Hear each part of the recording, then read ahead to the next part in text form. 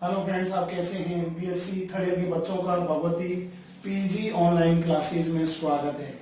देखिए स्टूडेंट्स, हमारा टॉपिक जो चल रहा था फिजिकल केमिस्ट्री यानी थर्ड पेपर के अंदर, वो यूनिट नंबर 5 सॉल्यूशन चल रहा है, जो कि एक बहुत बड़ी यूनिट है। इसके अंदर हमने आपको सॉल्यूशन की डेफिनेशन से लेकर के और आपको जो टॉपिक लास्ट में जो छोड़ा था वो आपका आदर्श विलयन। वास्तव में आदर्श विलयन क्या है? जो राउल्ट के नियम का पालन करे वो आपके आदर्श विलयन कहलाते हैं। और इस आदर्श विलयन को हम पूर्व के वीडियो में हम पढ़ चुके हैं। अब हम जो पढ़ेंगे वो पढ़ेंगे अनादर्श विलयन। आपका नेक्स्ट टॉपिक जो है वो है अनादर्श विलयन। आपका नेक्स्ट टॉपिक अनादर्श विलयन, यानी अनादर्श विलयन ऐसे विलयन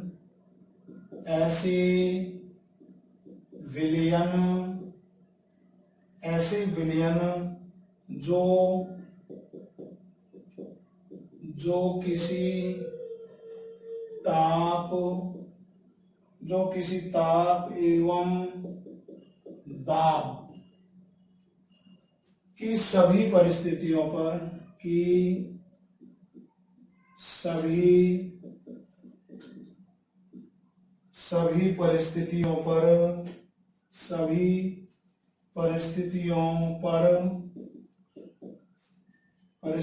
पर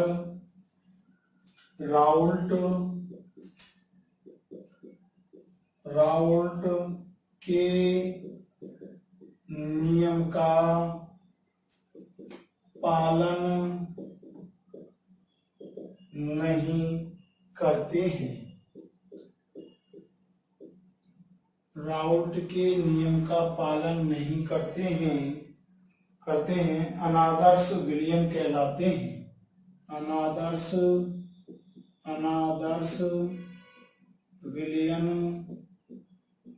अनादर्श विलयन कहलाते हैं।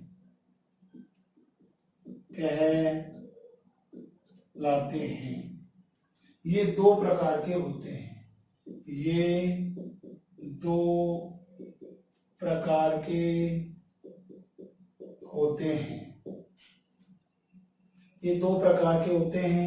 नंबर 1 अपन जो पढ़ेंगे वो है आपका राउल्ट के नियम से धनात्मक विचलन वाले। राउल्ट के नियम से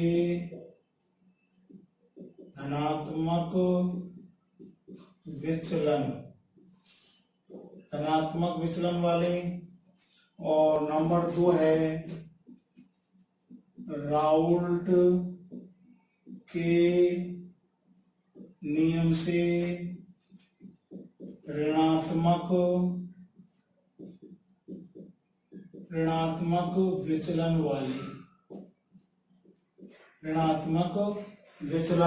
वाले। तो देखिए स्टूडेंट्सों, हम जो आपको राउल्ट के नियम जो पढ़ा रहे थे, उस राउल्ट के नियम में विलयन 2 प्रकार के होते हैं। और पहला हम जो पढ़ा चुके हैं पूर्व के वीडियो में, वो हम आदर्श विलयन पढ़ा चुके हैं। आदर्श विलयन यानी वह विलयन जो राउल्ट के नियम का पालन करे। और इसके अंदर हमने आपको देखिए आपका जो वाष्प दाब और मोल भिन्न के मध्यम ग्राफ के माध्यम से आपको बता चुके हैं, केस नंबर 1 और केस नंबर आपका 2। उसके बाद में जो हमारा टॉपिक आज के वीडियो में हम आपको जो पढ़ा रहे हैं, आज के वीडियो में जो हम पढ़ा रहे हैं वो आपका जो टॉपिक है वो देखिए आपका अनादर्श विलयन है। ऐसे विलयन जो किसी ताप एवं दाब की सभी परिस्थितियों पर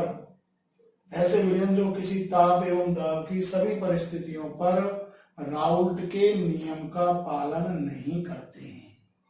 यानी कि किसी भी ताप एवं दाब या सांद्रता पर राउल्ट के नियम का पालन नहीं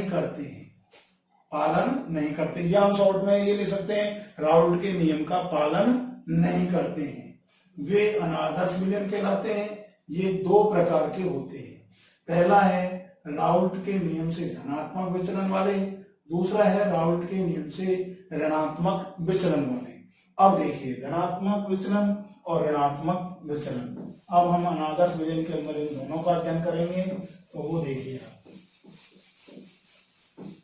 वो हो गया आपका धनात्मक विचलन, ये देखिए आपका, ये हो गया आपका धनात्मक विचलन, धनात्मक विचलन ये आपका हो गया, ये धनात्मक विचलन, और ये हो गया आपका ऋणात्मक विचलन, ऋणात्मक विचलन, धनात्मक विचलन और ऋणात्मक विचलन। तो पहला देखिए आपका नंबर 1 जो है, हम धनात्मक विचलन के अंदर पढ़ रहे हैं। तो पहला है पी ए आपका नॉट इक्वल टू P0A और XA। दूसरा जो है आपका नंबर 1 के अंदर ही PB, ये हो गया PB नॉट टू P0B और XB, ये हो गया आपका, इसमें भी आपका यही हो गया, ऋणात्मक विचलन के अंदर भी देखिए आप, ये आपका ऋणात्मक विचलन। नंबर 1 जो है आपका PA not equal to P0A XA, PB not equal to P0B और XB, ये हो गया आपका। दूसरा अंतर देखिए इसमें आपका जो है कुल वाष्प दाब P इज ग्रेटर देन आपका PA प्लस PB, इसमें जो है आंशिक वाष्प दाब दूसरा जो है वो आपका PA प्लस PB। तीसरा देखिए आपका डेल्टा H बराबर आपका पॉजिटिव धनात्मक है। चौथा जो है डेल्टा V बराबर आपका पॉजिटिव है आपका। इसमें देखिए तीसरा जो है आपका डेल्टा H बराबर आपका नेगेटिव है। चौथा जो कि डेल्टा V बराबर आपका नेगेटिव है। पांचवा जो हम ग्राफ के माध्यम से या हम ससंजक बल के आधार पर हम देखेंगे वो है आपका A बॉन्ड B ससंजक बल is less than A bond A oblique B bond B। पांचवा अंतर हम देख रहे हैं तो इसमें देखिए A बॉन्ड B आपका ससंजक बल A bond A oblique B bond B, ये रहा। तो इस प्रकार से धनात्मक विचलन और ऋणात्मक विचलन अब ग्राफ के माध्यम से आप देख लीजिए। ये हमारा ग्राफ है, ये हम ग्राफ के माध्यम से हम देख रहे हैं, ये देखिए, ये हम ग्राफ के माध्यम से आपको बता रहे हैं। तो इसके अंदर देख लीजिए आप, ग्राफ के माध्यम से हम धनात्मक और ऋणात्मक विचलन में अंतर आपको बता रहे हैं। धनात्मक और ऋणात्मक विचलन में अंतर हम बता रहे हैं। तो वो देखिए आप का ये धनात्मक और ऋणात्मक में ये देखिए, ये रहा आपका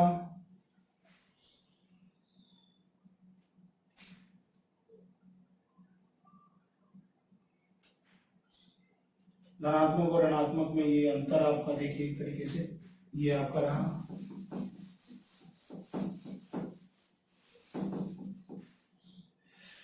ये आप यहां देख लीजिए, ये देखिए ये आपका रहा, ये तो ये देखिए आपका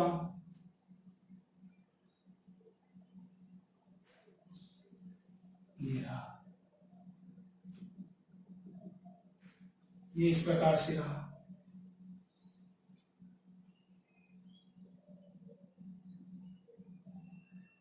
ये रहा आपका,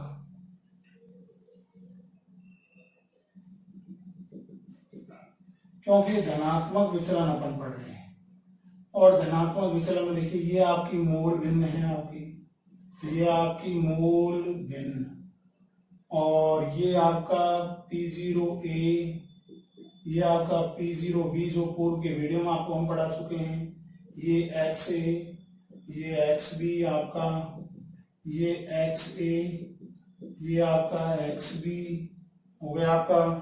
अब देखिए XA 1 आपका 0, यहाँ 0 और यहाँ 1, इस प्रकार से ये आपका P बराबर PA प्लस PB हो गया आपका। इस प्रकार से ये आपका देखिए जो PA बराबर आपका हो गया, PA बराबर P0AXA, ये हो गया आपका PB बराबर आपका P0B और XB। इस प्रकार से धनात्मक विचलन हो गया। इसी प्रकार से आप देखिए ये आपका धनात्मक विचलन का हमने बना दिया, धनात्मक विचलन का हो गया आपका छठा। सातवां जो हम हैं ऋणात्मक विचलन का, आपको देखिए बना के बता रहे हैं, ये आपका ऋणात्मक विचलन का हो गया। ये देखिए ऋणात्मक विचलन में, अब ऋणात्मक विचलन में क्या होगा कि ये जो डॉट, ये ऋणात्मक विचलन है आपका, ये रहा, ये ऋणात्मक विचलन है, ये नीचे आ गया। इस प्रकार से ये हो गया आपका ऋणात्मक विचलन जो हम पढ़ रहे हैं। ये जो आपका ये जो अपन जो ये गहरी लाइन, ये देखिए ये आपके ऊपर आ गई, ये आपकी नीचे आ गई। इसी प्रकार से हम नेक्स्ट उसमें देखिए ये जो गहरी लाइन है, ये देखिए ये जो है आपका ये रहा, और ये आपका, तो ये आपका P0A, ये आपका P0B आपका हो गया, और ये XA बराबर 1, XB बराबर आपका 0, XA बराबर 0 और XB बराबर 1 हो गया आपका। ये लीजिए, अब इसमें देखिए P is less than PA plus PB हो गया आपका। ये लीजिए आपका दूसरा जो है हमारा वो आपका देखिए ये जो रहा आपका PA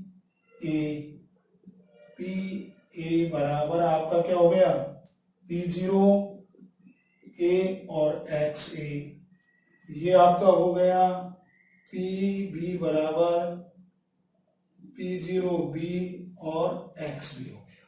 ये हो गया आपका ऋणात्मक विचलन। ये आपका जो हम ग्राफ पढ़ रहे हैं ये मूल भिन्न आपका, ये मूल भिन्न, और ये देखिए आपका ऋणात्मक विचलन, ये आपका ऋणात्मक विचलन हो गया। तो इस प्रकार से हमने धनात्मक और ऋणात्मक विचलन दोनों को आपको ग्राफ के माध्यम से आपको बता दिया। ये देखिए, तो इस प्रकार से ये आपका स्टूडेंट्स हो जो हम हैं अनादर्श विलयन के अंदर जो है हम आपको पढ़ा रहे हैं। अनादर्श विलयन जो राउल्ट के नियम का पालन नहीं करे, ताब की सभी परिस्थितियों पर ऐसे विलयन जो राउल्ट के नियम का पालन नहीं करे वे आपके अनादर्श विलयन कहलाते हैं। दो प्रकार के होते हैं, धनात्मक विचलन और ऋणात्मक विचलन। तो देखिए धनात्मक विचलन PA आपका आंशिक दाब इज नॉट इक्वल टू आपका शुद्ध वाष्प दाब P0AX है, आपका PB not equal to P0B XB, आपका P आपका कुल जो दाब है is greater than PA plus PB, आंशिक दाब से अधिक होता है। डेल्टा H एंथैल्पी का मान पॉजिटिव होगा, आयतन का मान पॉजिटिव होगा। यहाँ जो है समान संसंजक बल है, समान संसंजक बल जो लग रहा है इनके मध्य में वो आपके भिन्न से अधिक लग रहा है A और बॉन्ड B के। इसी प्रकार से यहाँ देख लीजिए ऋणात्मक विचलन में ये आपका यहाँ आपका ये रहा, यहाँ आंशिक दाब का मान अधिक हो गया कुल वाष्प दाब से, डेल्टा H बराबर आपका नेगेटिव हो गया, डेल्टा B बराबर आपका नेगेटिव हो गया। ये आपका भिन्न जो सहसंजक बल है उसका मान समान सहसंजक बल से अधिक हो गया। ये हमने जो यहाँ पर ग्राफ के माध्यम से देख रहे हैं धनात्मक विचलन के अंदर गहरी लाइन देखिए आपका पॉजिटिव दिखाई दे रही है आपकी। ये डॉट डॉट जो दिखाई दे रहा है आपका ये रहा आपका ऋणात्मक विचलन। ये गहरी लाइन आपकी नीचे, जो गहरी लाइन ऊपर थी आपकी वो नीचे आ गई, इसका मतलब ऋणात्मक विचलन हो गया आपका। ये देखिए ऋणात्मक विचलन है बिल्कुल।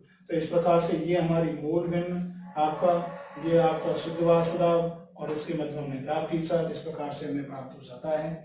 अब देखिए ये हमने आपके अंतर आपको बता दिए हमने इस प्रकार से। ये रहा आपका ऋणात्मक विचलन, 6 हमने आपको पॉइंट इसके अंदर बता दिए। इसके बाद में देखिए हम नेक्स्ट जो इनके एग्जाम्पल हम पढ़ेंगे, धनात्मक और ऋणात्मक विचलन के हम एग्जाम्पल आपको बताएंगे और वो एग्जाम्पल आप देख लीजिए। एग्जाम्पल आपका इस धनात्मक विचलन के अंदर पहला एग्जाम्पल हम आपको बता रहे हैं। धनात्मक और ऋणात्मक विचलन के अंदर जो हम सातवां जो विशेषता जो पॉइंट हम बता रहे हैं वो आप देखिए आपका नेक्स्ट जो है एग्जाम्पल उदाहरणों के रूप में हम पढ़ेंगे। ये रहे आपके उदाहरण, और उदाहरण में देखिए आप नंबर 1 जो है आपका उदाहरण वो है कार्बन टेट्राक्लोराइड CCl4 और आपका टोलुइन। आप इस प्रकार से भी बना सकते हैं CH3, ये हो गया आपका टोलुइन, पहला एग्जाम्पल इसके अंदर। ठीक है, दूसरे पहला एग्जाम्पल इस ऋणात्मक विचलन के अंदर देख लीजिए, एसीटोन CH3COCH3 आपका प्लस आपका क्लोरोफॉर्म ले लीजिए। दूसरा एग्जाम्पल देखिए आप, नेक्स्ट एग्जाम्पल आपका जो है इसमें C2H5OH आपका C2H5 अल्कोहल प्लस साइक्लो आपका साइक्लोहेक्सेन, ये रहा आपका साइक्लोहेक्सेन। दूसरा आपका जो है इसमें आपका एसिटिक अम्ल CH3COOH प्लस आपका पीरीडीन, ये लीजिए आपका पीरीडीन हो गया। अगला आप तीसरे नंबर का एग्जाम्पल आप देखिए एग्जाम्पल नंबर 3 जो हम पढ़ेंगे वो है हमारा एसीटोन प्लस आपका C2H5OH आपका ये रहा एथेनॉल। तीसरा एग्जाम्पल ऋणात्मक विचलन के अंदर देखिए क्लोरोफार्म और ईथर, ये रहा क्लोरोफार्म और आपका प्लस ईथर। चौथा अंतर देखिए, चौथा एग्जाम्पल आपका वो है benzene plus acetone, benzene plus आपका रहा एसीटोन। चौथा उदाहरण इसमें देखिए एसीटोन और एनिलीन, ये रहा आपका एसीटोन प्लस एनिलीन, एसीटोन और एनिलीन। नंबर 5वां उदाहरण जो है आपका CCl4 plus benzene, CCl4 plus benzene. ये 5वां एग्जाम्पल जो है आपका जल प्लस HCl या HNO3। ये आपके उदाहरण हो गए धनात्मक विचलन और ऋणात्मक विचलन के। तो कार्बन टेट्राक्लोराइड आपका, कार्बन टेट्राक्लोराइड CCl4 और प्लस टोलुइन हो गया आपका। इसमें एसीटोन आपका प्लस क्लोरोफार्म हो गया। दूसरा जो हमने एग्जाम्पल एथेनॉल और साइक्लोहेक्सेन हो गया। इसमें एसिटिक अम्ल और पिरिडीन हो गया। पिरिडीन का जो अणुसूत्र है C5H5N हो गया आपका। ये आपका एसीटोन है, ये आपका ये एसीटोन, ये क्लोरोफार्म, ये एसीटोन फिर धनात्मक विचलन में प्लस C2H5OH हो गया आपका, क्लोरोफार्म ईथर हो गया, बेंजीन प्लस एसीटोन आपका हो गया। यहाँ एसीटोन और एनिलीन, एनिलीन का जो अणुसूत्र होता है C6H5 आपका NH2 हो गया। ये CCl4 प्लस बेंजीन हो गया आपका, जल प्लस HCl और HNO3। तो देखिए स्टूडेंट्स, हम जो राउल्ट के नियम में जो विलयनों के जो प्रकार पढ़ रहे थे, आदर्श और अनादर्श विलयन। तो आदर्श विलयन के कोई भाग नहीं थे। आदर्श विलयन जो ऐसे विलयन जो सांद्रता इन ताप की सभी परासों पर राउल्ट के नियम का पालन करे, या हम एक ही शब्द में कह सकते हैं जो राउल्ट के नियम का पालन करे वो आपके आदर्श विलयन कहलाते हैं। इसको हम ग्राफ के माध्यम से हम बता चुके हैं। अनादर्श विलयन ऐसे विलयन जो कि सभी ताप एवं दाब की सभी परिस्थितियों पर राउल्ट के नियम का पालन नहीं करे। ये दो प्रकार के होते हैं, धनात्मक विचलन और ऋणात्मक विचलन। धनात्मक विचलन में आपको हमने सारी विशेषताएं आपको बता दी। ऋणात्मक विचलन के अंदर आपको बता दी डेल्टा एच बराबर आपका पॉजिटिव, डेल्टा वी आपका पॉजिटिव, ऋणात्मक में delta H negative, delta we आपका ऋणात्मक हो जाएगा। ग्राफ के माध्यम से आपको बता दिया, उदाहरणों सहित आपको बता दिया। तो इस प्रकार से ये आपके जो आदर्श और अनादर्श विलयन ये टॉपिक आपका फिनिश हो गया। अब हम जो है यहाँ पर बहुत ही इंपॉर्टेंट जो टॉपिक हम आपको बताएंगे वो है अणुसंख्य गुणधर्म, जो कि बहुत ही इंपॉर्टेंट है, वेरी वेरी इंपॉर्टेंट। ये आपका नया टॉपिक है जो बहुत ही इंपॉर्टेंट है और इसमें से प्रश्न आता रहता है। पिछले साल जब थर्ड ईयर की एग्जाम हुई थी तो यहाँ से आपका बड़ा क्वेश्चन आया था। तो देखिए इस प्रकार से नया टॉपिक हम पढ़ेंगे अणुसंख्य गुणधर्म। अणुसंख्य गुणधर्म ये नाम से ही पता चल रहा है, अणुसंख्य गुणधर्म।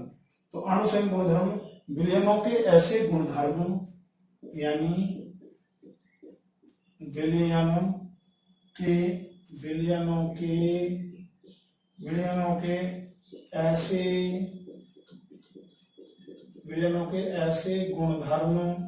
ऐसे गुणधर्म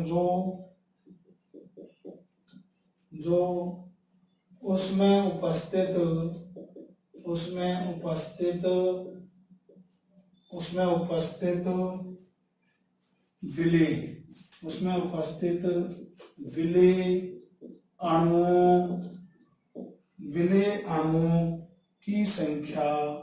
विलेय अणुओं की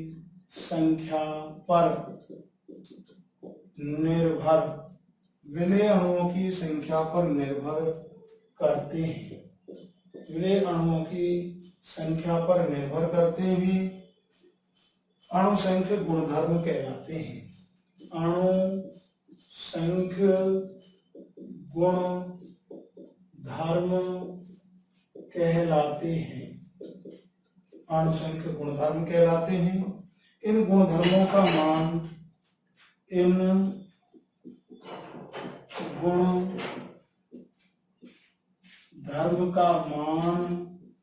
गुणधर्म का मान विलेय पदार्थ की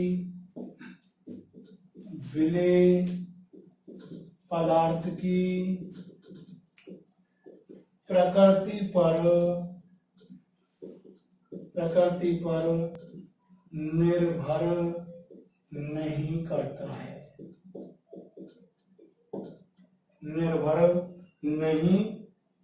है, अणुसंख्य गुणधर्म केवल तनु विलयनों के गुणधर्म पर निर्भर करता है। अणुसंख्य गुणधर्म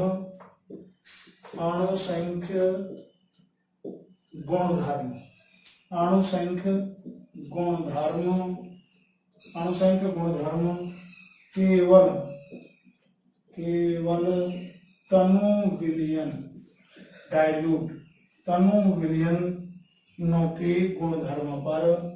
तनु विलयनों के गुणधर्म पर निर्भर करता है।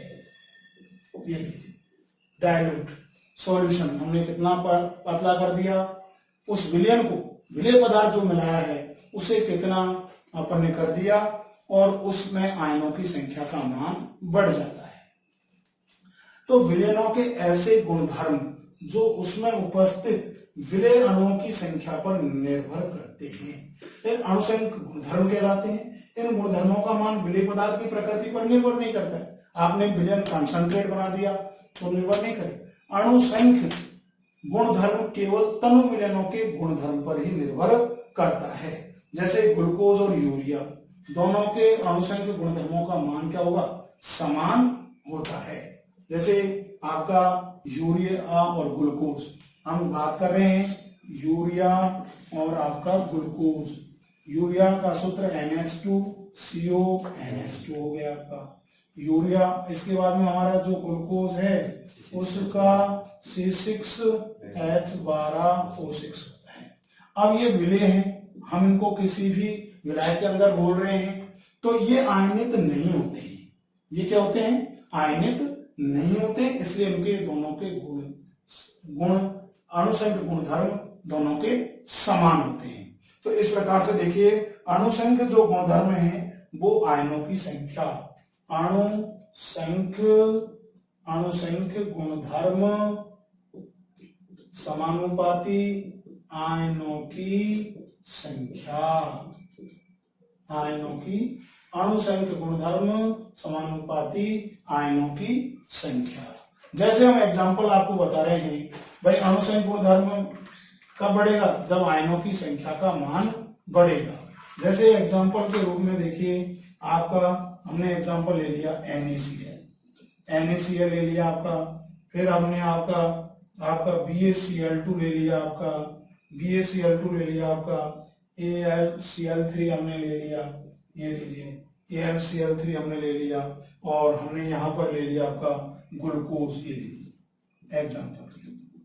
अब देखो यहाँ आयनों की संख्या क्या है? 0 है।